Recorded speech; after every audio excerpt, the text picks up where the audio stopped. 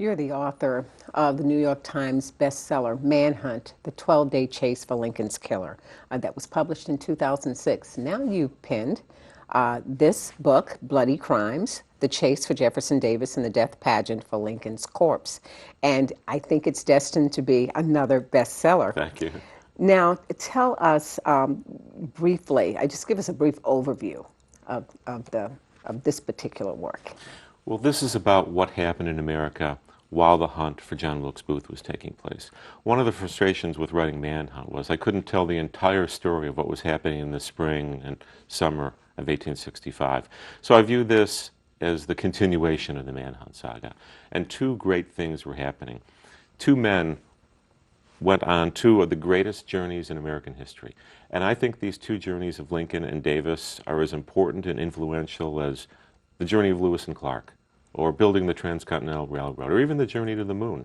Because the journeys of Lincoln and Davis, one a great hero to this day, and one very much a lost man in American history, influence how we think today about race, about politics, about the meaning of the Civil War.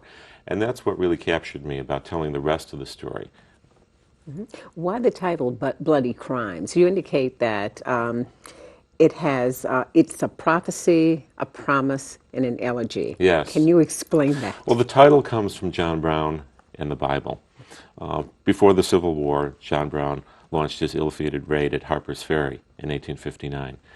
And when he was captured and he was sentenced to be executed, he leafed through his Bible, and he folded over pages, he underlined words and sentences. And one particular sentence he underlined from the book of Ezekiel says, "Make a chain, for the land is full of bloody crimes, and the city is full of violence." And then, on the day he was executed, he handed a note to one of his jailers and said, "I, John Brown," and I'm paraphrasing now, "prophesy that the crimes of this bloody land can only be purged by blood." And then, after the Lincoln assassination, people came out with all kinds of mourning memorabilia, envelopes, carte visites, broadsides, flags that people would wear bearing Lincoln's portrait. And one photographer in Boston came out with a fantastical image of a woman dressed as Liberty, guarding a portrait of Lincoln. And there was an eagle perched on the top of the portrait to pursue Lincoln's enemies.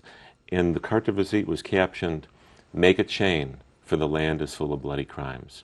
And that inspired the title, because certainly people of the North and South believed that it was the climax of an era of bloody crimes. The North believed that Southerners had tortured Union prisoners, murdered men on the battlefield. The Union had lost over 300,000 men. The conditions in the prison camps were horrific. And of course, the climax of all these crimes was the murder of the president himself. And so the North thought the South was guilty of countless crimes of blood. Then the South thought Lincoln and his invading armies were the criminals, ravishing the towns, burning crops, destroying plantations, killing 240,000 Southern men. And so each side could agree on one thing, that April and May 1865 was a great climax in an era of bloody crimes. And it just struck me that the prophecy of John Brown resonated throughout the Civil War. And so that's how I came to title the book. Great. Now, because of all of those things, because Southerners and Northerners looked at the war very differently, we know that the image of Jefferson Davis, at least in the North, was tarnished. And so even though his image has been softened a bit over the years, he certainly does not garner the attention that Abraham Lincoln does, at least not in the North. Certainly he does in the South. And so we tend to look at the differences between the two men more than the similarities. But you've done something quite extraordinary. You have been able to point out the obvious similarities and the not so obvious similarities between the two. Can you give us a little information about that? Yes. When I began the book, I knew more about Abraham Lincoln than I knew about Jefferson Davis. I've been a Lincoln man for years, and that's been the focus of my research and my writing. But I was intrigued by Davis, and it began in a cemetery in Washington, D.C., in Georgetown, at Oak Hill Cemetery. When Willie Lincoln, Lincoln's favorite son, died in the White House in 1862, he was buried temporarily in a tomb, a space loaned to Lincoln for his presidency.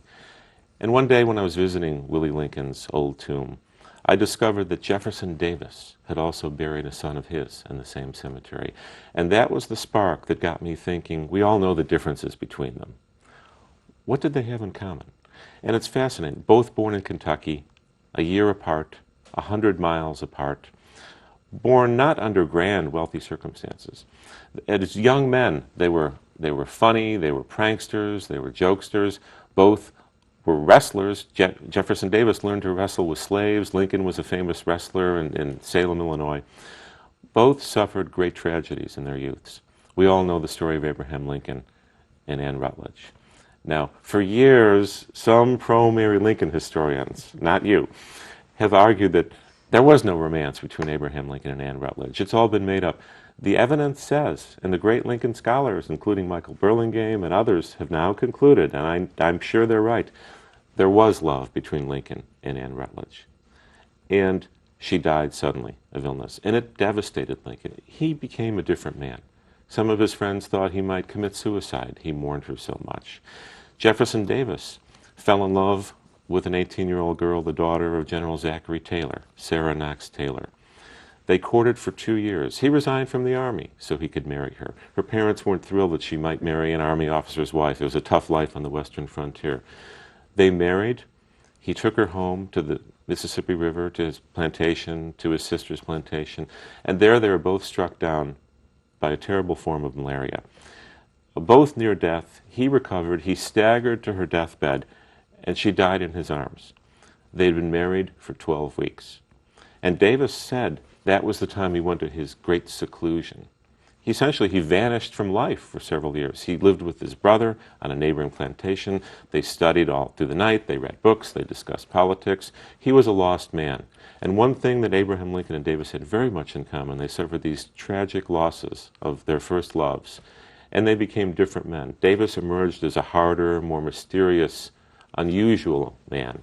And Lincoln, certainly, deaths in his family, the death of Anne Rutledge, he too had a different view of nature, of the meaning of life, of the brevity of life. Both brooded on this. That was just one of the similarities. They had a similar physical appearance. They were tall and lean. They weren't interested in food. They had this cadaverous look about them. They both loved books. They both loved learning. They weren't men who sought the luxuries of the world. Neither one cared about refinery of expensive furniture or world travel or goods or superficial things. They were both deep thinkers. They were both compelling speakers. When Davis resigned from the U.S. Senate and gave his last speech in January 1861, people cried. He was known for having his beautiful, persuasive, oratorical voice. Lincoln had a different kind of voice, kind of a keening, high-pitched voice, but both were incredible speakers. Both were men who sought to master their passions. They were both opposed to secession.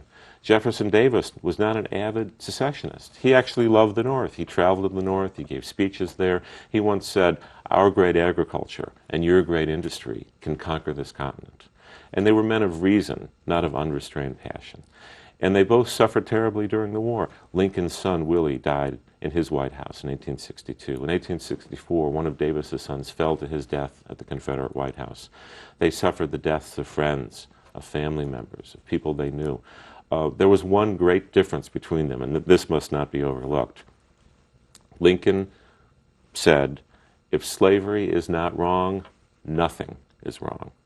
Now, there's been controversy about what did Lincoln believe about slavery and race at different points in his life. What did he say in northern Illinois during the Lincoln-Douglas debates as opposed to what he said in southern Illinois? But we certainly know one thing about Lincoln. He always thought slavery was a great moral wrong. If nothing was... And so Davis did not agree. Davis believed in white racial superiority throughout his life. Davis believed that slavery was good, that it actually helped the enslaved people become civilized after they were brought here from Africa. So that was the great difference between them. I've wondered what would have happened if Abraham Lincoln and Jefferson Davis had ever met. They were in Washington briefly at different times in the late 1840s, but we now know they never met. I think they would have gotten along in many ways, talking about books and ideas and the country, the greatness of America, American exceptionalism. Both Lincoln and Davis were nationalists and they believed in American exceptionalism, but they could have never agreed about the nature of man. Lincoln believed that all men deserved to be free.